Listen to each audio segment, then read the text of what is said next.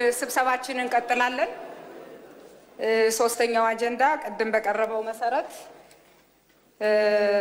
የምክር ቤቱ አፈ ጉባኤ የሚያቀርቡትን መልቀቂያ ማዳመጥ ይሆናል። ስለዚህ የተከበሩ ወይዘሮ ሙፈሪያት ካሚል የምክር ቤቱ አፈ ጉባኤ የመልቀቂያ ደብዳቤያቸውን እንዲያቀርቡ እድል እሰጣለሁ። አመሰግናለሁ። የተከበሩ ምክትል አፈ ጉባኤ፣ የተከበራችሁ የህዝብ ተወካዮች ምክር ቤት አባላት፣ ባለፉት ጊዜያት የተከበረውን ምክር ቤት የኢትዮጵያ ህዝብ የሉዓላዊነት መገለጫ የሆነ ትልቅ ተቋም በተለያዩ ደረጃዎች ከቋሚ ኮሚቴ ጀምሮ ሳገለግል ቆይቻለሁ። በቅርቡ ባለፉት 5 ወራት ገደማ ደግሞ በአፈ ጉባኤነት የማገልገል እድል አግኝቻለሁኝ። ይሄን እድል ለሰጠኝ የተከበረው ምክር ቤት ታላቅ አክብሮትና ምስጋና ያለኝ መሆኑን አሁን ያለኝን ማንነትም በመቅረጽ ሂደት ለነበረው አስተዋጽኦ ለምክር ቤቱ አመራርና አባላት በአጠቃላይ አብረውኝ ለነበሩ የስራ ባልደረቦቼ ላቅ ያለ ምስጋናና አክብሮቴን እየገለጽኩኝ፣ ነገር ግን አሁን ባለንበት አጠቃላይ ሀገራዊ ሁኔታ ቀጣዩን ጊዜ በተጠናከረ በተደራጀ መንገድ ለመሄድ ያስችላል ብሎ መንግስት እና ድርጅቴ ባመነውና በቀጣይ ሊሰጠኝ ካሰበው ተልዕኮ አኳያ የአፈ ጉባኤነት ኃላፊነቴን በገዛ ፈቃዴ ለመልቀቅ ማቅረቢያ መልቀቂያ ያቀረብኩ መሆኑን ለማቅረብ ነው። አመሰግናለሁ። ስለዚህ ያው በተለመደው አሰራር መሰረት ከምክር ቤቱ አመራርነት በፈቃድ ስልጣን የመልቀቅ አሰራር ስላለን በዚህ መሰረት ጥያቄያቸውን እንቀበላለን ማለት ነው። እሺ፣ ክቡር ጠቅላይ ሚኒስትር። አመሰግናለሁ። የተከበሩ ምክትል አፈ ጉባኤ፣ የወይዘሮ ሙፈሪያት ካሚል የህዝብ ተወካዮች ምክር ቤት አፈ ጉባኤ ሆነው ላለፉት ጥቂት ወራት ባገለገሉበት ወቅት ባለፉት ዓመታት ባልታየ ሁኔታ በኤርጎኖሚክስ የምክር ቤቱ ስትራክቸር እንዲህ ያማረና ውብ እንዲሆን ሪፎርሚስት መሆናቸውን በተግባር ያሳዩ፣ እንዲሁም የቋሚ ኮሚቴ አባላት አደረጃጀትና ስታንዳርድ እንዲሻሻል እዚህ ካሉ የኮሚቴ አባላት ጋር በከፍተኛ ጥረት ማሻሻያ ያደረጉ ለውጥ ለማምጣት የሚያስችል አመራር መስጠት የሚችሉ መሆናቸውን በቆይታቸው አሳይተዋል። የምክር ቤት አባላት ከዚህ አንፃር እንዲቆዩላቸው እንደሚፈልጉ እንገነዘባለን። ይሁንና አሁን ባለው የኢትዮጵያ ህገ መንግስት እና በእኛ አሰራር ሰው አፈ ጉባኤ ለመሆን ፕሬዝዳንት ለመሆን ወይም ጠቅላይ ሚኒስትር ለመሆን በቀጥታ ራሱን ለውድድር አያቀርብም። ለውድድር አቅርቦ ዜጎች ድምጽ የሚሰጡበት አሰራር አንከተልም። በድርጅት ምደባ ነው ሰው ፕሬዝዳንት የሚሆነው፣ ጠቅላይ ሚኒስትር የሚሆነው ወይም አፈ ጉባኤ የሚሆነው። ይሄ አንዱ መነሻ ነው። ሁለተኛው ክብርት አፈ ጉባኤ ሆነው በድርጅት ሲመደቡና ለዚህ ምክር ቤት ሲቀርቡ የደህዴን ሊቀመንበር አልነበሩም። አሁን በጣም ውስብስብ የሆነ ክልል እና ሰፋ ያለ ብሔር ብሔረሰቦችን የሚመራው በከፍተኛ ለውጥና እድገት ውስጥ ያለውን ድርጅት በሊቀመንበርነት ይመራሉ። ድርብ ኃላፊነት ስላለባቸው የዚህ ምክር ቤት ተግባር ሙሉ ጊዜ ቁጭ ብሎ የምክር ቤቱን ስራ መስራት የሚችል ሰው የሚፈልግ በመሆኑ ምክር ቤት ካሁን በኋላ አልፎ አልፎ እየመጣን ሪፖርት አቅርበን በቀላሉ የምንወጣበት ሳይሆን ቻሌንጅ የምንደረግበት በቁጥጥር ስራዎቻችን ኢቫሉዌት የሚያደርግ በቋሚ ኮሚቴ ያሉ ሰዎች በሚኒስትር ደረጃ የሚታዩ ደረጃውን በሚገባው ልክ ከፍ ለማድረግ ባለው ፍላጎት እሳቸው ያላቸው ድርብርብ ኃላፊነት እዚህ ያለውን ስራ እንዳይጎዳ በእሳቸው ደረጃ የሚታይና በብቃት ስራውን ሊመራ የሚችል ሰው በአፈጉባኤነት የምናቀርብ ሆኖ የእሳቸው ጥያቄ ከድክመት ወይም ስራውን ካለመፈለግ ሳይሆን ከድርጅት ምደባ ጋር ተያይዞ የታየ በመሆኑ የተከበረው ምክር ቤት ጥያቄያቸውን እንዲቀበል በትህትና ጠይቃለሁ። አመሰግናለሁ። አመሰግናለሁ። ስለዚህ አሁን በቀረበው ማብራሪያና የተከበረው አፈጉባኤም ባቀረቡት ጥያቄ መሰረት ጥያቄያቸውን ተቀብለን ወደሚቀጥለው አጀንዳ ነው የምንሄደው። የሚቀጥለው አራተኛው አጀንዳ የኢፌዴሪ ጠቅላይ ሚኒስትር የሚያቀርቡትን እጩ የካቢኔ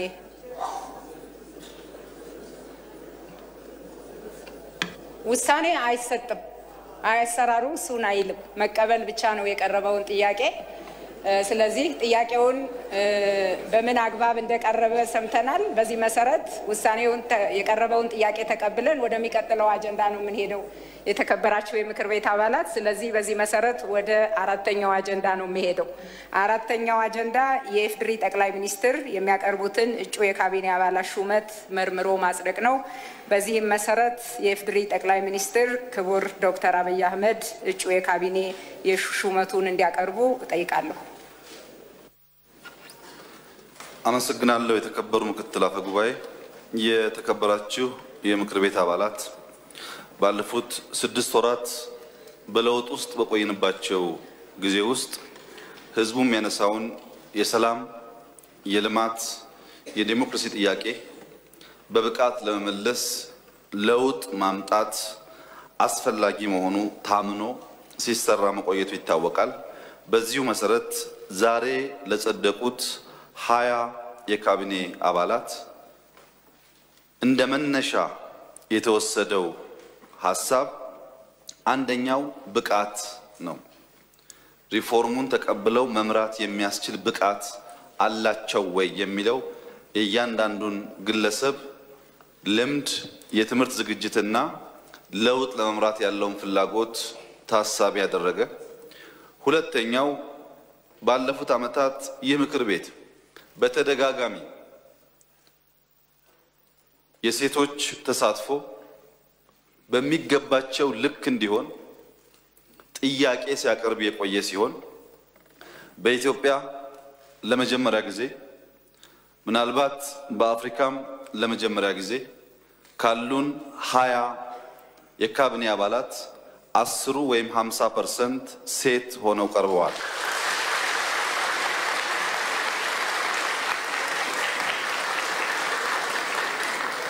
ይህ እንዲሆን የታሰበበት ዋነኛው ዓላማ ይህንን ምክር ቤትና ህዝባችንን ማክበር ስለሚያስፈልግ ነው።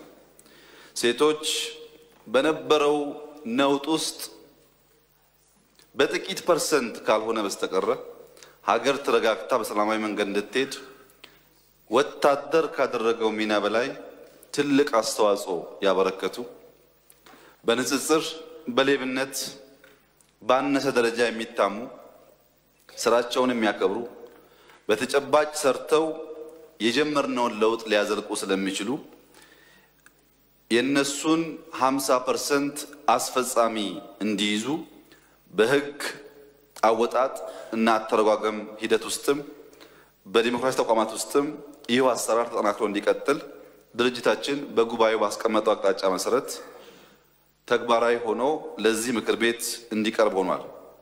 ዛሬ የማቀርባችሁ የካቢኔ አባላት የኢትዮጵያ ህዝብና የኢትዮጵያ መንግስት ጥቂት ጉዳዮች ከእናንተ ይፈልጋል። የመጀመሪያው ሌብነትን መጠየፍ ነው። ሌብነትን የሚጠላ፣ ሌብነት ክፉ ስር መሆኑን የሚያምን፣ ከድሃ ህዝብ የማይሰርቅ፣ መስረቅ ብቻ ደግሞ ሳይሆን ሀብት የማያባክን፣ እያንዳንዷን ሳንቲም ደምሮ ወደ ልማት የሚያውል መሪ መሆናችሁን መንግስትና የኢትዮጵያ ህዝብ ይጠብቃል። ሁለተኛው ቅንነት የተሞላበት አገልጋይ መሆን። በማንችላቸው ጉዳዮች ባህልና ወግ፣ እምነትና ታሪክ ያለው የኢትዮጵያ ህዝብ አንችልም ይቅርታ አድርጉልን ስንል አጥፍተን በድለን ጭምር የሚያደርግ በመሆኑ ቅንነት የተሞላበት አገልጋይ ለመሆን ወስነን ከሰራን ባናሟላ እንኳን ህዝባችን ተገንዝቦ ይቅር ለን ስለሚችል የፖለቲካ ኢንትሪግ ኮንስፓይረሲ ላለፉት ዓመታት እቺን ሀገር ሲያደቅ የነበረው ሐሳብ ለፕሮፌሽናል ሚኒስትሮች የማያስፈልግ በመሆኑ ከዚህም መራቅና በሙያ ማገልገል ቅን መሆን የኢትዮጵያ ሕዝብና መንግስት ከናንተ ይጠብቃል። ሶስተኛው ተቋም ቅድም እንዳነሳሁት ቤተሰብ ነው። ከሰራተኛ ጋር ቤተሰባዊ የሆነ ግንኙነት ያስፈልጋል። ወደ ሊፍት ስንገባ ሰራተኛውን ከሊፍት የምናስወርድ ቦሲ አምባገነን መሪዎች ሳንሆን ሰራተኞች ጋር የምንበላ፣ ሰራተኞች ጋር የምንመካከር፣ ሰራተኞች የሚሰሩበት ስፍራ ይሄን የምንጎበኝ በጋራ ቪዥንና ዓላማ ሰርተን የምናሰራ መሪዎች መሆን ይጠበቅብናል። ቢሮዎቻችንን ዘግተን እኛ ከሌላ ስፍራ የመጣን ሰራተኛው እኛን ለማግኘት የሚቸገር ቢሮክራት ብቻ ሳይሆን ቢሮ የሚዘጋና የመርቶ ሰርቶ ገርቶ ለውጥ የሚያመጣ መሪ ያለመሆንን በሽታ በከፍተኛ ደረጃ እንደምትቀንሱ ይጠበቃል። አራተኛው በራሳችሁ ሁኔታ ተቋማዊ ሪፎርም በመስራት እያንዳንዱ ሚኒስትሪ የተከመረውን ካርቶን የተከመረውን ፓርቲሽን የሚያፈርስ የሥራ ቦታውን በኤርጎኖሚክ ሳይንስ አማካኝነት የሚያጸዳ አጽድቶ ጽዱ የሥራ አካባቢ የሚፈጥር አንዳንድ የሥራ ሁኔታዎች አውቶሜሽን ከዩኒቨርሲቲዎች ጋር ከግል በሰርቭ የሚሰሩ ኩባንያዎች ጋር በመተባበር የተቀላጠፈና ዘመናዊ አገልግሎት ለመስጠት የሚያስችል የአውቶሜሽን ስራ የሚሰራ የሥራ ሰዓት የሚያከብር ሚኒስትሮች በሚሰሩበት ቦታ ቢያንስ 30 ደቂቃ እስከ 1 ሰዓት ከሰራተኛ ቀድመው ቢሮ መግባት ይጠበቅባቸዋል። ሰብስበን ስራ ስሩ ሳይሆን ቀድመን በመግባት ስራ መስራት ክቡር መሆኑን ማሳየት ይጠበቅብናል። ቀድመን የምንገባ ዘግይተን የምንወጣ ለምሳ እያልን ማንመላለስ ትጉ ሰራተኛ በመሆን በአርአያነት እንድንመራ መንግስትና ህዝብ ይጠብቃል። ከሁሉ በላይ በምንችለውም በማንችለውም ጉዳይ ስቆ ማስተናገድ፣ አገልጋይ መሆን፣ ቁጡ አለመሆን፣ የሰውን ችግር መረዳት ሰራተኞቻችን እጅግ አነስተኛ በሆነ ደሞዝ እና ባልተመቻቸ የኑሮ ሁኔታ ስለሚሰሩ ስራ አካባቢያቸው ሲመጡ ተጨማሪ በርደን ተጨማሪ ሸክም ሳይኖርባቸው ደስተኝነት እንዲፈጠርባቸው አበክሮ የሚሰራ የአለባበስ ስርዓት እና ፕሮቶኮል በሚኒስቴር መስሪያ ቤት ውስጥ የሚያስጠብቅ የኢቲኬት እና ኢቲክስ አስተባብሮ የሚያስተምር ጸጉር አንጨባሮ የማያስተናግድ ልብስ አሟልቶ በትክክል ጸርቶ የሚቀርብ አገልጋይ መፍጠርን እንደ አንድ ቁልፍ ስራ ወስዶ የእንትና መስሪያ ቤት ቢሮ ጽዱ፣ ሰራተኛው ጽዱ፣ ስቆ የሚያስተናግድ የሚለውን ቁመና ለመፍጠር ተቋማዊ አቅም የሚያጠናክር እያንዳንዱ መስሪያ ቤት መልሶ ሲፈተሽ በማያሳፍር ሁኔታ ከአቨሬጅ ከፍ ያለ ስራ መስራት የሚችል ተቋም መፍጠር ከሁሉም ሚኒስትሮች የሚጠበቅ መሆኑን ስብሰባ መቀነስ ሁሉን ነገር ባጠረ ሰዓት ተግባብቶ ብዙውን ሰዓት ወደ ስራ ማዋል ብዙውን ጊዜ በመወያየት ለእቅድ መወያየት ለስራ መወያየት ለሪፖርት መወያየትና ሪፖርት ስናደርግም እየተወያየንበት ነው የሚል ባህል ማቆም በስራ በውጤት በተግባር ማሳየት ስብሰባዎች አጭርና ከስራ ሰዓት ውጭ የሚሆኑበትን ልምምድ ማስፋት አሁን ያለው አጠቃላይ መስሪያ ቤት በአቨሬጅ ደረጃ የሚታይ ስለሆነ ከዛ የላቀ ውጤት የሚያመጣና ምክር ቤቱ እቅዶቻችሁ ሊፈትሽ ሲመጣ ኮርቶ አመስግኖ የሚመለስበት ህዝብ ለመገልገል ሲመጣ አመስግኖ የሚመለስበት መንግስት በጂቲፒ ያስቀመጠውን እቅድ ሲገመግም በእናንተ የተባበረ ጥረት ውጤታማ መሆናችሁን ሳያፍር ሳይሸማቀቅ የሚናገርበት ተቋም እንድትፈጥሩ የኢትዮጵያ ህዝብና መንግስት ከናንተ ይጠብቃል። በተለይ ዛሬ የምትሾሙ 10 ሴት የካቢኔ አባላት የኢትዮጵያ ህዝብ በእናንተ መስሪያ ቤት ውስጥ ሌብነት በሐሜት ደረጃ እንኳን የማይነሳ የሥራ ትጋት፣ አዛኝነት፣ ሩሩህነት፣ እናትነት፣ እህትነት የሚገለጥበት ተቋም እንደምትፈጥሩና ሴቶች አይመሩም የሚለውን እሳቤ በተግባር እንደምታፈርሱ መንግስትና ህዝብ ይጠብቃል። ሚኒስትሮች እነዚህ ነገሮች ታሳቢ አድርገው እንዲሰሩ ዝርዝር ውይይትና ምክክር ካደረግን በኋላ የሚቀጥሉት የካቢኔ አባላት ለተከበረው ምክር ቤት በዝርዝር አቅርቤ እንዲቀበለኝ በአክብሮት ጠይቃለሁ። አንደኛ ወይዘሮ ሙፈሪያት ካሚል ጾታ ሴት፣ የትውልድ ቦታ ጅማ፣ የትምህርት ዝግጅት የመጀመሪያ ዲግሪ በአግሪካልቸራል ኤክስቴንሽን፣ የማስተርስ ዲግሪ በትራንስፎርሜሽናል ሊደርሺፕ ኤንድ ቼንጅ የተመረቁ የሥራ ልምዳቸው በበርካታ ቦታ በኃላፊነት የሰሩና ሪፎርም በማምጣት የሚታወቁ በሚኒስትር ማዕረግ በዲሞክራቲክ ግንባታ ማዕከል የምርምርና ፐብሊኬሽን ኃላፊ ሆነው የሰሩ በሚኒስትር ማዕረግ የመለስ አመራር አካዳሚ ምክትል ፕሬዝዳንት ሆነው የሰሩ በሚኒስትር ማዕረግ የጠቅላይ ሚኒስትር የማህበራዊ ጉዳዮች አማካሪ ሆነው የሰሩ የሴቶችና ህፃናት ሚኒስቴር ሆነው ያገለገሉ በአሁኑ ሰዓት የኢፌድሪ ህዝብ ተወካዮች ምክር ቤት አፈ ጉባኤ ሆነው እያገለገሉ የነበሩ ባላቸው ልምድ የትምህርት ዝግጅት ለውጥ ለማምጣት ባላቸው ብቃት የሴት አርያ መሆን በመቻላቸው አሁን የተቋቋመውን የሰላም ሚኒስቴር በሚኒስትርነት እንዲመሩ ለዚህ ምክር ቤት ቀርበዋል።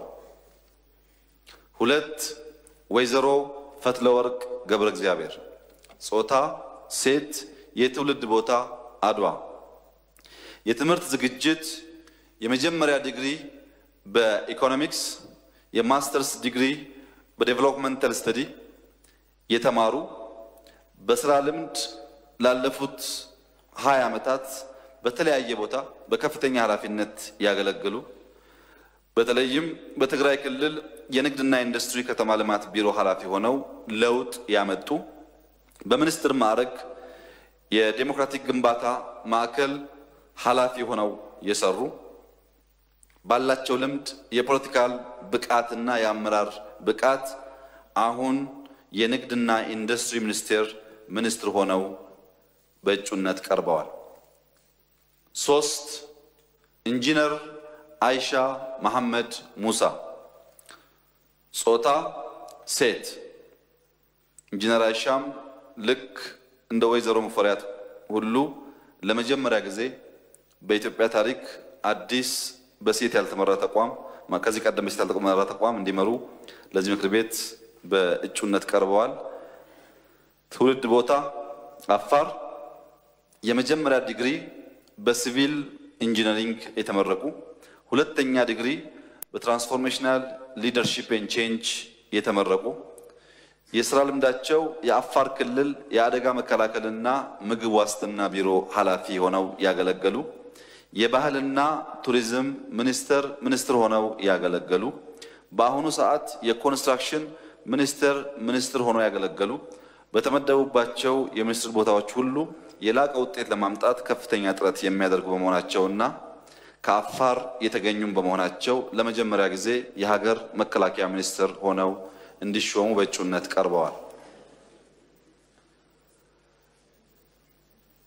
አራት አቶ አህመድ ሼዴ መሐመድ ጾታ ወንድ፣ የትውልድ ቦታ ነጌሌ ቦረና፣ የትምህርት ዝግጅት የመጀመሪያ ዲግሪ በኢኮኖሚክስ፣ የማስተርስ ዲግሪ ዴቨሎፕመንታል ስተዲስ፣ ሌላ ማስተርስ በኢንተርናሽናል ቢዝነስ የተማሩ እና በከፍተኛ ውጤት የተመረቁ፣ የሥራ ልምድ የሶማሌ ክልል ኢንቨስትመንት ቢሮ ኃላፊ ሆነው ያገለገሉ፣ የሶማሌ ክልል የግብርና አርብቶ አደርና ገጠር ልማት ማስተባበሪያ ቢሮ ኃላፊ ሆነው ያገለገሉ፣ የገንዘብና ኢኮኖሚ ትብብር ሚኒስትር ዴታ ሆነው ያገለገሉ፣ የትራንስፖርት ሚኒስትር ሆነው ያገለገሉ፣ በአሁኑ ሰዓት የመንግስት ኮሙኒኬሽን ጉዳዮች ጽህፈት ቤት ሚኒስትር ሆነው ያገለገሉ ያሉ፣ በተመደቡበት ስራ ሁሉ ውጤታማ በመሆን የሚታወቁ ወጣት መሪ በመሆናቸው የገንዘብና ኢኮኖሚ ሚኒስትር ሆነው በእጩነት ቀርበዋል። አምስት አቶ ዑመር ሁሴን ጾታ ወንድ፣ የትውልድ ቦታ አርሲ፣ የትምህርት ዝግጅት የመጀመሪያ ዲግሪ በኢኮኖሚክስ የማስተርስ ዲግሪ በኢኮኖሚክስ ያላቸው የሥራ ልምዳቸው የኦሮሚያ ግብርና ቢሮ ኃላፊ ሆነው ያገለገሉ በምክትል ፕሬዝዳንት ማዕረግ የኦሮሚያ ግብርናና ኢኮኖሚክስ ሴክተር የመሩ የኦሮሞ ዴሞክራቲክ ፓርቲ ጽህፈት ቤት ኃላፊ ሆነው ያገለገሉ የኦሮሚያ ምክትል ፕሬዝዳንት ሆነው ያገለገሉ አሁን በሚኒስትር ማዕረግ የገቢዎችና ጉምሩክ ባለስልጣን ዋና ዳይሬክተር ሆነው በዘርፉ የምንፈልገው ለውጥ ለማምጣት ከፍተኛ ሪፎርም በመስራት ላይ የሚገኙ ካላቸው ልምድና ብቃት በመነሳት የግብርና ሚኒስትር ሆነው በእጩነት ቀርበዋል።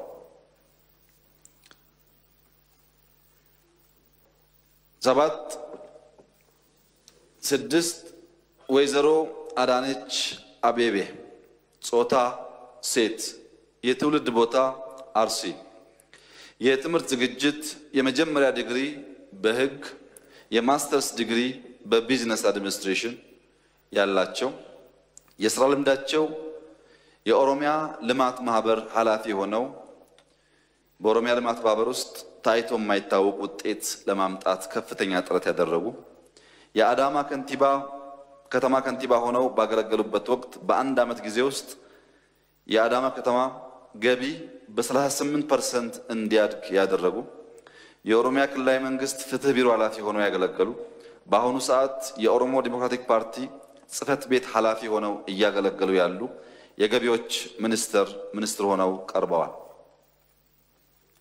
7 ዶክተር ኤርጎጌ ተስፋዬ ጾታ ሴት የትውልድ ቦታ ሆሳዕና የትምህርት ዝግጅት የመጀመሪያ ዲግሪ በውጭ ቋንቋና ስነ ጽሁፍ ሁለተኛ ዲግሪ በስርዓተ ጾታ 3ኛ ዲግሪ በአንትሮፖሎጂ እና ግጭት ማስወገድ የተመረቁ የሥራ ልምዳቸው በተለያዩ ዩኒቨርሲቲዎች በመምህርነት በትምህርት ክፍል ኃላፊነት ያገለገሉ በዩኒቨርሲቲ ቦርድነት ያገለገሉ በተለያዩ ተቋማት ኃላፊነት ያገለገሉ በአሁኑ ሰዓት የዋቸሞ ዩኒቨርሲቲ ምክትል ፕሬዝዳንት ሆነው እያገለገሉ ያሉ የሰራተኛና ማህበራዊ ጉዳይ ሚኒስትር ሆነው እንዲያገለግሉ ለተከበረው ምክር ቤት በእጩነት ቀርበዋል። 8 ዶክተር ፍጹም አሰፋ ጾታ ሴት የትውልድ ቦታ ሲዳማ ዞን የትምህርት ዝግጅት የመጀመሪያ ዲግሪ በአካውንቲንግ የማስተርስ ዲግሪ በሪጅናል ኤንድ ሎካል ዴቨሎፕመንት ፒኤችዲ በኢኮኖሚክስ የመጨረሻ ወረቀታቸውን በማቅረብ ላይ የሚገኙ የሥራ ልምድ በሐዋሳ ዩኒቨርሲቲ ለረጅም ዓመታት በመምህርነት ያገለገሉ የኮሌጅ ኦፍ ቢዝነስ እና ኢኮኖሚክስ በዲንነት ያገለገሉ የተለያየ ተቋማት በተለያየ ዘርፍ በማስተባበርና በመምራት ልምድ ያላቸው አሁን በሚኒስትር ማዕረግ የፕላንና ልማት ኮሚሽን ሚኒስትር ሆነው እንዲያገለግሉ በእጩነት ቀርበዋል። የካቢኔ አባል ስለሆኑ ነው። 9 ዶክተር ሂሩት ወልደማርያም ጾታ ሴት የትውልድ ቦታ ደብረ ማርቆስ የትምህርት ዝግጅት የመጀመሪያ ዲግሪ በስነ ልሳን የማስተርስ ዲግሪ አሁንም በስነ ልሳን 3ኛ ዲግሪያቸውንም በስነ ልሳን የተመረቁ ናቸው። የሥራ ልምድ በአዲስ አበባ ዩኒቨርሲቲ ተባባሪ ፕሮፌሰርና ምክትል ፕሬዝዳንት ሆነው ያገለገሉ የባህልና ቱሪዝም ሚኒስትር ሆነው ያገለገሉ በአሁኑ ሰዓት የሰራተኛና ማህበራዊ ጉዳዮች ሚኒስትር ሆነው እያገለገሉ ያሉ ካላቸው ልምድና ታታሪነት በመነሳት የሳይንስና ከፍተኛ ትምህርት ሚኒስትር እንዲሆኑ በእጩነት ቀርበዋል። ዶክተር ጥላዬ ጌቱ ጾታ ወንድ የትውልድ ቦታ ጎጃም የትምህርት ዝግጅት የመጀመሪያ ዲግሪ በማስተማር ስነ ዘዴ ሁለተኛ ዲግሪ በዓለም አቀፍና ንጽጽራዊ ትምህርት እንዲሁም በአማርኛ የማስተማር ዘዴ 3ኛ ዲግሪያቸውን በትምህርት ማሻሻያ የወሰዱ ሲሆኑ የሥራ ልምዳቸው በበርካታ ተቋማት በመምህርነት፣ በአማራ ክልል የትምህርት ቢሮ ኃላፊነት፣ በደብረ ማርቆስ ዩኒቨርሲቲ ፕሬዝዳንትነት፣ የትምህርት ሚኒስቴር ሚኒስትር ዴታ ሆነው ያገለገሉ፣ በአሁኑ ሰዓት የትምህርት ሚኒስቴር ሚኒስትር ሆነው እያገለገሉ ያሉ የትምህርት ሚኒስቴር ሚኒስትር እንዲሆኑ በእጩነት ቀርበዋል። የዓለም ፀሐይ ወይዘሪት የዓለም ፀሐይ አስፋው ጾታ ሴት፣ የትውልድ ቦታ ደጓ ተንቤን፣ የትምህርት ዝግጅት የመጀመሪያ ዲግሪ ፓብሊክ ሄልዝ፣ ሁለተኛ ዲግሪ አሁንም ፓብሊክ ሄልዝ የተመረቁ፣ የሥራ ልምዳቸው በተለያየ ተቋም በሕክምናና በኃላፊነት ያገለገሉ፣ የትግራይ ጤና ቢሮ ምክትል ኃላፊ ሆነው ያገለገሉ፣ የትግራይ ሰራተኛና ማህበራዊ ጉዳይ ቢሮ ኃላፊ ሆነው ያገለገሉ የዓለም ጸጋዬ ስም ስጫለሁ መሰለኝ የዓለም ጸጋዬ፣ የትግራይ ምስራቃዊ ዞን አስተዳዳሪ ሆነው ያገለገሉ፣ በአሁኑ ሰዓት የሴቶችና ህፃናት ጉዳይ ሚኒስትር ሆነው እያገለገሉ ያሉ፣ እሳቸውም የሴቶች ህፃናትና ወጣቶች ሚኒስትር ሆነው እንዲያገለግሉ በእጩነት ቀርበዋል። ቀጥሎ የቀረቡት ወይዘሮ ዳግማዊት ሞገስ በቀለ ጾታ ሴት፣ የትውልድ ቦታ አዲስ አበባ፣ የትምህርት ዝግጅት የመጀመሪያ ዲግሪ በህዝብ አስተዳደር ያገኙ፣ ሁለተኛ ዲግሪያቸውን በህዝብ አስተዳደር በማጠናቀቅ ላይ የሚገኙ፣ የሥራ ልምድ አዲስ አበባ ዩኒቨርሲቲ መምህር የነበሩ፣ በአዲስ አበባ ከተማ አስተዳደር የጥቃቅንና አነስተኛ ቢሮ ኃላፊ ሆነው ያገለገሉ፣ በአዲስ አበባ ከተማ አስተዳደር የኮሙኒኬሽን ጉዳዮች ቢሮ ኃላፊ ሆነው ያገለገሉ፣ በአሁኑ ሰዓት የአዲስ አበባ ከተማ ምክትል ከንቲባ ሆነው እያገለገሉ ያሉ፣ የትራንስፖርት ሚኒስትር እንዲሆኑ በእጩነት ቀርበዋል። ቀጥሎ የቀረቡት ዶክተር ጌታሁን መኩሪያ ጾታ ወንድ፣ የትውልድ ቦታ ኢሉባቦራ፣ የትምህርት ዝግጅት የመጀመሪያ ዲግሪ በኤሌክትሪካል ኢንጂነሪንግ፣ ሁለተኛ ዲግሪያቸውንም በኤሌክትሪካል ኢንጂነሪንግ፣ ሶስተኛ ዲግሪያቸውንም በኤሌክትሪካል ኢንጂነሪንግ የተመረቁ ናቸው። የሥራ ልምዳቸው በአዲስ አበባ ዩኒቨርሲቲ ረዳት ፕሮፌሰር ሆነው ያገለገሉ፣ የአዲስ አበባ ቴክኖሎጂ ኢንስቲትዩት ዲን ሆነው ያገለገሉ፣ የሳይንስና ቴክኖሎጂ ሚኒስትር ዴታ ሆነው ያገለገሉ፣ በአሁኑ ሰዓት የሳይንስና ቴክኖሎጂ ሚኒስትር ሆነው እያገለገሉ ያሉ፣ የኢኖቬሽን እና ቴክኖሎጂ ሚኒስትር እንዲሆኑ በእጩነት ቀርበዋል። ቀጥሎ የቀረቡት አቶ ጃንጥራር አባይ ጾታ ወንድ፣ የትውልድ ቦታ ሰሜን ወሎ፣ የትምህርት ዝግጅት የመጀመሪያ ዲግሪ በከተማ ፕላን፣ የማስተርስ ዲግሪ እንዲሁ በከተማ ዲዛይን የተመረቁ፣ የሥራ ልምዳቸው በአማራ ክልል በዞን አመራርነት ያገለገሉ፣ በአማራ ክልል የከተማ ልማት ቢሮ ኃላፊ ሆነው ያገለገሉ፣ በአሁኑ ሰዓት የከተማ ልማትና ቤቶች ሚኒስትር ሆነው እያገለገሉ ያሉ፣ የከተማ ልማትና ኮንስትራክሽን ሚኒስትር እንዲሆኑ በእጩነት ቀርበዋል።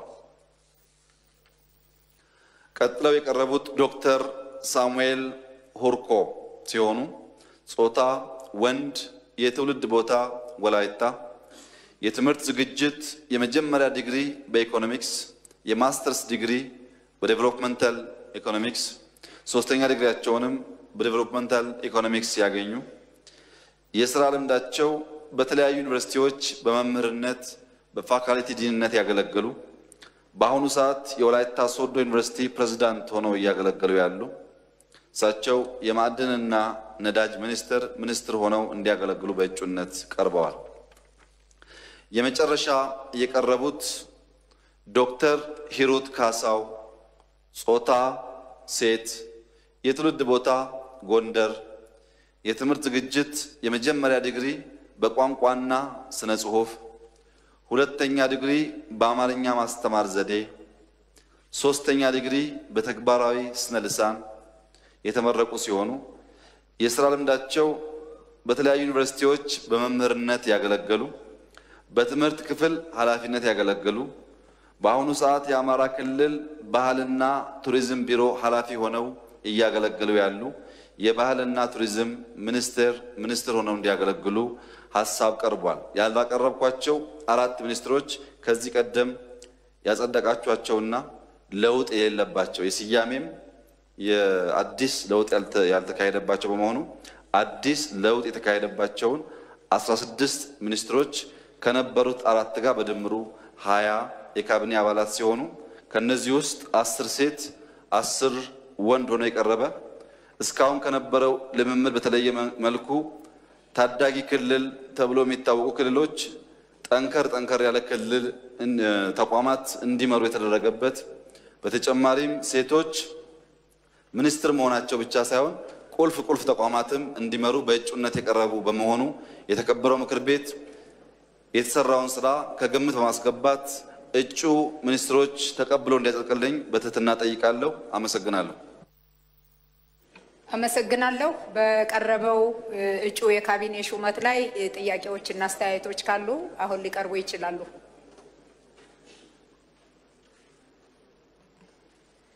የተከበሩ አቶ ሽኩሪ አማሰንታይ ሙዳና ማፈየን ኩሐገን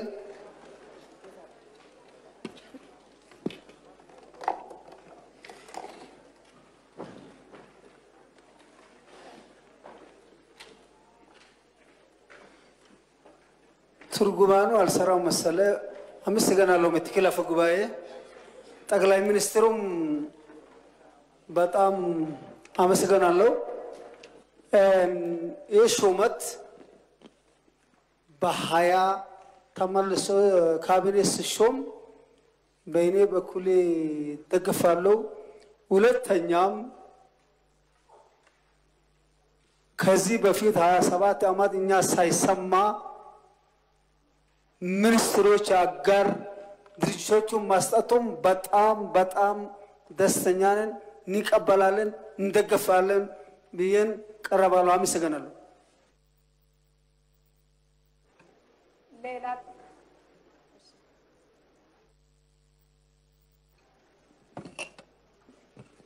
የተከበሩ ምክትል አፈ ጉባኤ ለተሰጠኝ እድል አመሰግናለሁ። ክብር ጠቅላይ ሚኒስትርም እዚህ ቀርበው ለሰጡን የካቢኔ ዝርዝራቸው እያመሰገንኩኝ በቀረበው ካቢኔ ላይ እኔ እንደ ሀገር ባለፉት ወራቶች ውስጥ ወደ ለውጥ ጎዳና የገባንበት ሂደት ነው ያለው። ይሄ ለውጥ ደግሞ ከሰው ወደ ሲስተም ማውረድ አለብን፣ ስትራክቸር መገንባት አለብን ብሎ የህብረተሰቡም ሆነ የአመራሩም የህዝቡም ጥያቄ ነው። ይሄ ለውጥ ሊሸከም ይችላል ተብሎ ተለይተው የቀረቡት የካቢኔ አባላት እኔ በትክክልም ለውጡን ከሰዋዊ ወደ ስትራክቸር አምጥተን ለማስቀጠል የሚያስችለን አቅምም ነው የሚል ነገር ነው ያለኝ። በደንብ እየታየ በደንብ እየተጠና በትክክልም የሚሰራ ሰው የሚሰራበት ቦታ ላይ የመጣበት ነው ብዬ ነው ማምነው። ከዛም ጎን ለጎን ከዚህ በፊት ሲነሱ የነበሩት የሴቶችን ጥያቄ ከመመለስ ጋር ተያይዞ ጥያቄ ለመመለስ ብቻ የተሰራ ነው ብዬ ማላምንም። ለምን የቀረቡት ሴቶች በትክክለኝነት ስራውን ሊወጡት የሚችሉ ለውጡንም ሊያስቀጥሉ የሚችሉ ለውጡን በበላይነት ሊመሩ የሚችሉትና ብዙውን ጊዜም ከሀገራችን 50% የምንላቸው ሴቶች ውስጥ መምራት የሚችሉትና አገራችን የምንፈልገው ደረጃ ላይ ማድረስ ይችላሉ ብዬ ስለማምን እኔ የቀረበው የካቢኔ ሹመት በትክክልም የታየና ቀጣይም ህብረተሰቡ የበለጠ በእኛ ላይ እምነት እንዲኖረው የለውጡን ባለቤት ሆኖ እንዲደግፈን እምነትም ህብረተሰብ ጋር እንድንፈጥር የሚያደርግ ስለሆነ እኔ በጣም የማደንቀው ነው። በዚሁ ብናጸድቅ ቆንጆ ነው ብዬ ነው ማምነው። አመሰግናለሁ።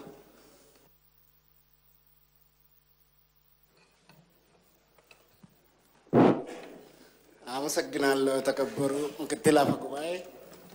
እኔም ጠቅላይ ሚኒስትሩ ለሹመት ያቀርቧቸው ተሿሚዎች በትክክል የተጠኑ እና ፕሮፌሽናላቸውም የታየ መሆኑን እየገለጽ በተለይም ባለፉት አመታት ሀገራችን ውስጥ የነበረው የመልካም አስተዳደርና የኪራይ ሰብሳቢነት ችግሮች ሊቀርፉ የሚችሉ አባላት እንደሆኑና ሀገራችን አሁን ያዘችውን ለውጥ ከዳር ሊያደርሱ የሚችሉ ዕውቀት እና ክህሎት ያላቸው በመሆናቸው በዚህ በቀረቡት ተቀብለን ብናጸድቃቸው የሚላለኝ አመሰግናለሁ።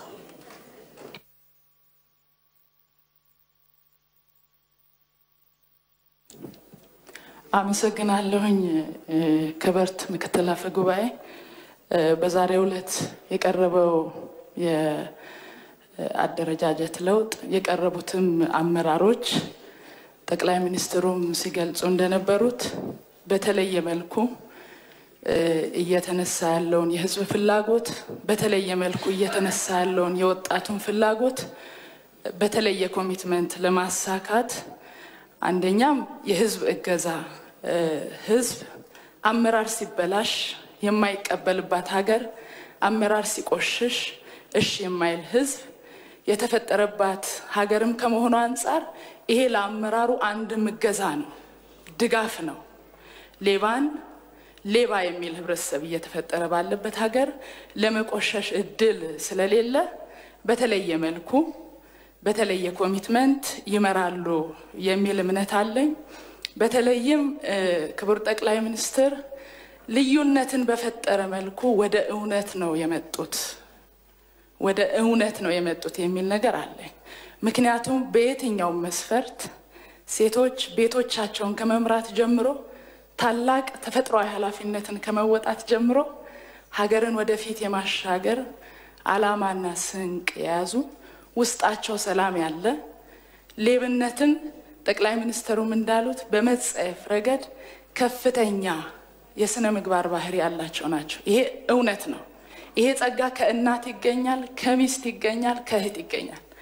ወንድሞቻችንም ይሄንን ያምናሉ። ስለዚህ ይህች ሀገር የምንተኛባት የምናንቀላፋባት ሳትሆን የሚለበልብ ህዝብ ያላት ብዙ ፍላጎት ያለው ወጣት ያለባት ሀገር እንደመሆኗ መጠን በተሰጠን ሀደራ እንድንወጣ እንደ ምክር ቤትም ኃላፊነትን መስጠት እንፈልጋለን። ስልጣን አገልጋይነት ነው፣ አደራ ነው፣ አያስተኛም። እንኳን ደስ ያለ የሚያስብልም ጉዳይ አይደለም። ስልጣን ታላቅ ሀደራ ነው። በዚህ ሀገር ታማኝ ተደርጎ መቆጠር ደግሞ እድል ነው። ስለዚህ ይሄንን እድል በታላቅ አደራ እንዲወጡ እንደ ምክር ቤት አባላትም ማሳሰቢያም አደራም መስጠት እንፈልጋለን። ክቡር ጠቅላይ ሚኒስትር ያለንን ታላቅ ክብር ለርሶ መግለጽ እንፈልጋለን። አመሰግናለሁ። ሌላ አይታየኝም የቀረቡ። እሺ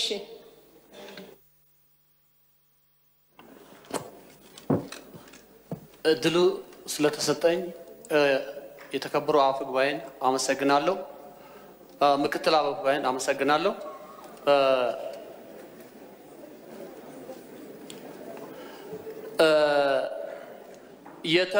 የተደረገው ሹመት እጅግ የሚያስመሰግነና የሚያስደስተን ነው። አገራችን በትራንስፎርሜሽናል ጎዳና መግባቷን ያረጋገጠ ሹመት ነው። እጅግ የሚያስደንቅ ለውጥ ነው። ክቡር ጠቅላይ ሚኒስትሩን እጅግ አድርገን እናመሰግናለን። የተሾሙ ሚኒስትሮች አገሪቱን ካለባት ችግር ሊያላቅቁ ይችላሉ የሚል እምነት አለኝ። ሌላው የተካሄደው ሪስትራክቸሪንግ አሁንም አገራችን ያለችበትን ችግር ሊያሻግር የሚችል ነው የሚል አስተያየት አለኝ። እጅግ ደስ ብሎኛል። ከዚህ ሌላ የሰላም ሚኒስትር ዛሬ ህዝቡ በየደቂቃው አስተያየት እየሰጠ ባለበት ጊዜ የሰላምን ጉዳይ ትኩረት አድርጎ ለመስራት መቋቋሙ እጅግ አስደስቶኛል። ደግሞ በዛም ቦታ የሚመጥን አመራር መምጣቱ እጅግ አስደስቶኛል። ከዚህ ሌላ ለማለት የሚፈልገው በሰላም ጉዳይ ላይ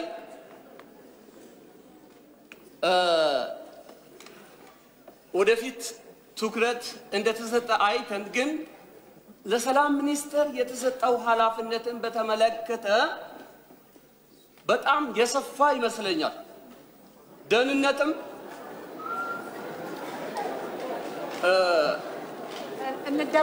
እንደማመጥ የተከበራችሁ የምክር ቤት አባላት ይጨርሱ። እንደማመጥ ደህንነትም የፖለቲካ ጥገኛ ጉዳይም የስደተኞችም ጉዳይም የአደጋ መከላከል ጉዳይም የፌደራል ጉዳይም ልዩ ድጋፍ የሚያስፈልግ ክልል ጉዳይም የጦር መሳሪያ ጉዳይም ወዘተ እዛ ላይ ስለተካተተ ምናልባት ኃላፊነቱ የሰፋ ስለሚመስል የሰላሙን ጉዳይ እንዳያደበዝዝ ስጋት አለኝ። ምክንያቱም ይሄ ኃላፊነት ከበዛ በኋላ የተፈለገውን ውጤት እንዳያደርግ ልዩ ትኩረት ሊሰጥ ይገባል የሚል አስተያየት ላሰምር ስለፈለኩ ነው። አመሰግናለሁ። እሺ፣ አመሰግናለሁ። ምናልባት የተነሱ ነገሮች አስተያየቶች ናቸው፣ ድጋፍ ነው። ምናልባት አሁን መጨረሻ ላይ የተነሳው ነገር ላይ አስተያየት የሚሰጡ ከሆነ ለክቡር ጠቅላይ ሚኒስትር። እሺ፣ አመሰግናለሁ። የተከበሩ ምክትል አፈ ጉባኤ፣ የተከበራችሁ የሕዝብ ተወካዮች ምክር ቤት ላለፉት ዓመታት ስታነሱ የነበረውን ጥያቄ ክብር በመስጠት ብቃት ያላቸው ተዋጽኦን ያሟሉ ካቢኔ ለማቅረብ ሙከራ ተደርጎ እናንተም ለዚህ ፖዚቲቭ ምላሽ ስለሰጣችሁን እናመሰግናችሁ እፈልጋለሁ። በቀጣይም በክትትል በቁጥጥር ስራችሁ ውስጥ ድጋፍ ማድረግና ስኬታማ እንዲሆኑ ማድረግ የእናንተም ኃላፊነት እንደሆነ በዚሁ አጋጣሚ ማሳሰብ እፈልጋለሁ። በመጨረሻ የተነሳው የሰላም ሚኒስትር ጉዳይ እንግዲህ ይሄ ጉዳይ አከራካሪ ነበረ። የሰላም ሚኒስትር የሚባል በዓለም ላይ የለምና እኛ እንዴት እንጀምራለን ከሚለው ጥያቄ ጀምሮ ስታሊን እግዚአብሔር ይይለትና እሱ ያለውን በሙሉ ኮፒ እያደረገን መናገር የለምን ፖለቲከኞች አዲስ ነገር እኛ በእኛ ሁኔታ መፍጠር እንችላለን የሚል እሳቤ አልነበረም። ሚኒስትርም ሌላ ቦታ የሚታወቅ ስራም ሌላ ቦታ የሚታወቅ ፖለቲካል ጃርገንም ሌላ ቦታ የሚታወቅ ካልሆነ በስተቀር በእኛ ሁኔታ ባለብን ችግር ተቋም መቅረጽ የሚባል ነገር ለምምዱ ስላልነበረ ብዙ ጊዜ የመከርንበት የተነጋገርንበት ጉዳይ ነው። በኢትዮጵያ ከዲሞክራሲና ከልማት እኩል በጣም ኢምፖርታንት ጉዳይ ሰላም ነው። ያለብን ትልቁ ችግር ሰላም ነው። ይሄንን ተቋማዊ በሆነ መንገድ የሚመልስ ኢንስቲትዩሽን ያስፈልጋል የሚል እሳቤ የያዘ ሲሆን የሰላም ሚኒስቴር ዋነኛ ዓላማው ኢነር ፒስ ያላቸው ፖዚቲቭ ኢነርጂ ራዲየት የሚያደርጉ ዜጎች መፍጠር ነው። በፊልም በትምህርት ስርዓት በተለያየ ስልጠናና የውይይት መድረኮች ሰው ስለ ሰላም እንዲያስብ ሰላምን እንዲጠብቅ ስለ ሰላም እንዲተጋ የሚያደርግ ስራ ይሰራሉ። ይሄንን ሰርተው ሲያበቁ ከዚህ አልፎ የሚተላለፍ ነገር ካለ ቀድሞ መረጃ የማግኘት እድል ስላላቸው መረጃቸውን ተጠቅመው ያ የብጥብጥ እሳቤ ወደ ተግባር እንዳይቀየር ጉዳት እንዳያመጣ ይከላከላሉ። የመከላከያ ሚኒስቴር ዋና ስራው ሉዓላዊነት ማስጠበቅ ከውጭ የሚመጣ ጠላትን መከላከል ሲሆን የሰላም ሚኒስቴር ዋነኛ ስራው ውስጣዊ ሰላምን ማረጋገጥ ነው። ከማስተማር ከማሰልጠን ከማብቃት ጀምሮ እስከ መከላከል ድረስ ያለውን በስሩ ይይዛል። እዚህ ጋር መታሰብ ያለበት ጉዳይ በህግም ይሁን በሰላም ልንከላከል አንቀጽ የምናስቀምጥበት ጉዳይ ዝቅተኛውን ሞራል ነው። ከፍተኛው ሞራል በህግ አይቀመጥም። ወንድምህን እህትህን ውደድ ተብሎ በህግ አይቀመጥም። ወንድምና እህት መውደድ እና ሰላማቸው መጠበቅ ከፍተኛው የሞራል ደረጃ ነው። በህግ የሚቀመጠው ዝቅተኛው የሞራል ደረጃ ከወንድምህ አትስረቅ፣ ወንድምህን አትምታ። ወንድሙን የሚወድ እህቱን የሚወድ ሰው ካለ ዝቅተኛው የሞራል ደረጃ በህግ ደረጃ ቢቀመጥም አስቸጋሪ አይሆንም ማለት ነው። የሰላም ሚኒስትር ዋነኛ ስራው ዝቅተኛውን የሞራል ደረጃ ሲፈጠር ማስቀረት ሳይሆን ከፍተኛውን የሞራል ደረጃ መገንባት ነው። ያን የሚተላለፍ ነገር ደግሞ ሲኖር በህግ አግባብ የሚጠየቅበትን የፍትህ ተቋማት ተጠናክረው ስላሉ እነሱ የሚሰሩት ይሆናል። የተነሳው የዜጎች የዜግነት ጉዳይ የኢሚግሬሽን ጉዳይ በሚመለከት ከሰላም ተለይቶ አይታይም። ስንት ሰው ነው ያለው? የኢትዮጵያ ህዝብ ስንት ነው? እያንዳንዱ አይዲያ አለው ወይ? አንድ ሰው ከስንት ከተማ ከስንት ክልል መታወቂያ አለው? እያንዳንዱ ዜጋ የተለያየ ፓስፖርት ይይዛል ወይስ አይዝም? ይሄንን ከመሰረቱ የማወቅ የማስተማር የመጠበቅ ስራ ለተቋሙ የተሰጠ ሲሆን አዲስ በመሆኑ ተለማምዶ በብቃት ስራውን እስኪሰራ ድረስ አድጎ ቅድም እንዳስቀመጥኩት ምሳሌ ውጤታማ እስከሚሆን ድረስ ከፍተኛ ድጋፍ በመንግስት የሚደረግለት ሆኖ ሌሎች አቻ ተቋማትና ይህ የተከበረው ምክር ቤትም ድጋፍ በማድረግ ውጤታማ ስራ እንደሚሰራ እንተማመናለን። አሁን ባለው ሁኔታ እዛ የመደብናቸው ኃላፊዎች በሚኒስትር ዴታ ከዛ በታች ያሉ በቂ ልምድ ያላቸው በመሆናቸው ጠንካራ ተቋም ሆነው የምንፈልገውን ሰላም በማረጋገጥ ረገድ ዋናውን ሚና ይወጣሉ ብለን የምናምን ቢሆንም ሰላም አልቲሜትሊ የሚከበረው በኢትዮጵያውያን ሁሉ ስለሆነ የነሱ ስራ ኢትዮጵያውያን አስተባብሮ ሰላም ማረጋገጥ ይሆናል። ይሄ እንደሚያሳኩም እምነት አለኝ ለማለት ነው። አመሰግናለሁ። በቂ ውይይት ስለተደረገ ይሄንን የካቢኔ ሹመት ወደ ማጽደቅ እንሄዳለን። በዚህም መሰረት የቀረበውን አዲስ የካቢኔ ሹመት የምትደግፉ በእጅ እንድታሳዩኝ እንጠይቃለሁ። እሺ፣ አውርዱ። የምትቃወሙ ድምጽ የማሰጡ አይታየኝም። ስለዚህ ይሄ የቀረበው የካቢኔ ሹመት በሙሉ ድምጽ ጸድቋል። በዚህም መሰረት አዲስ የካቢኔ ተሿሚዎች ቃለ መሐላ የሚፈጽሙ ይሆናል።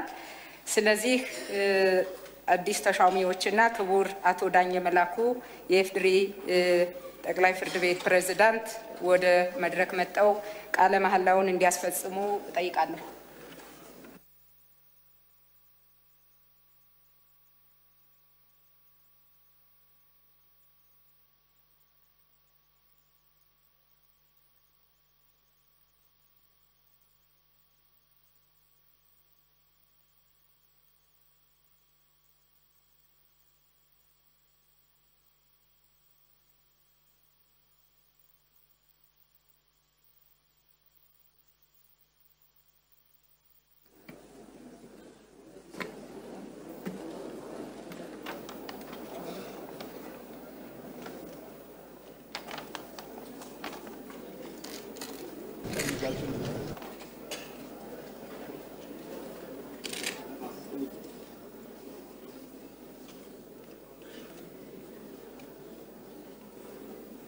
እኔ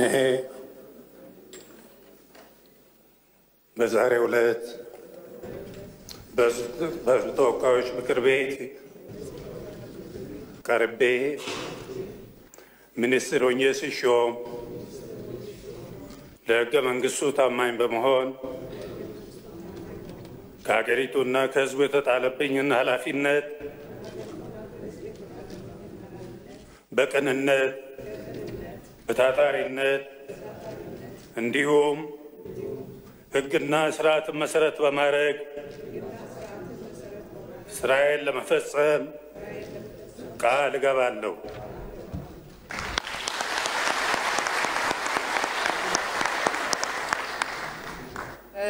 ለአዲስ ተሿሚዎች መልካም የስራ ጊዜ እንመኛለን። በምክር ቤቱ ስም የዛሬ ሁለተኛ መደበኛ ስብሰባ በዚህ ተጠናቋል። ጠቅላይ ሚኒስትሩን በቅድሚያ እንሸኝ።